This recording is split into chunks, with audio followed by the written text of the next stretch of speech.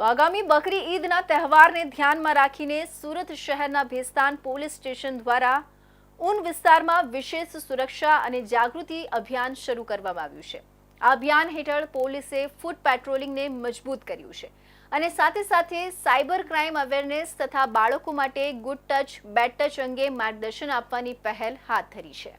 ભેસ્તાન પોલીસે તહેવાર દરમિયાન શાંતિ અને સુરક્ષા જાળવવા માટે સંવેદનશીલ વિસ્તારોમાં ફૂટ પેટ્રોલિંગ વધાર્યું છે।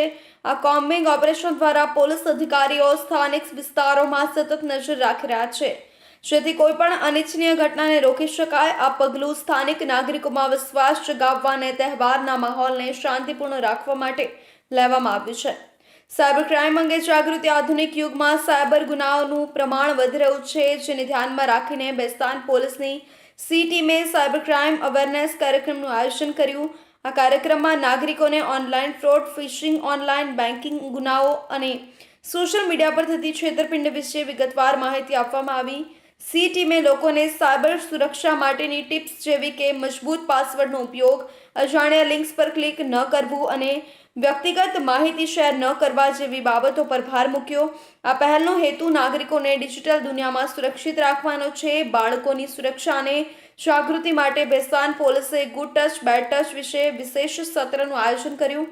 આ કાર્યક્રમમાં બાળકોને સરળ ભાષામાં સમજાવવામાં આવ્યું કે કયા પ્રકારનો સ્પર્શ સલામત છે અને કયો અસલામત।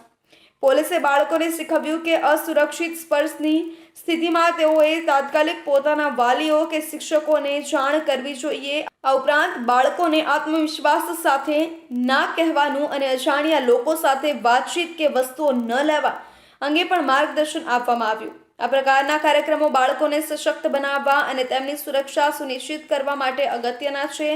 ભેસ્તાન પોલીસ સ્ટેશનના અધિકારીઓએ જણાવ્યું કે આ અભિયાનનો મુખ્ય ઉદ્દેશ્ય નાગરિકોની સુરક્ષા સાથે તેમને જાગૃત અને સશક્ત બનાવવાનો છે। તહેવાર દરમિયાન શાંતિપૂર્ણ માહોલ જાળવવા અને સાયબર ગુનાઓથી બચાવવા માટે પોલીસ સતત કાર્યરત છે।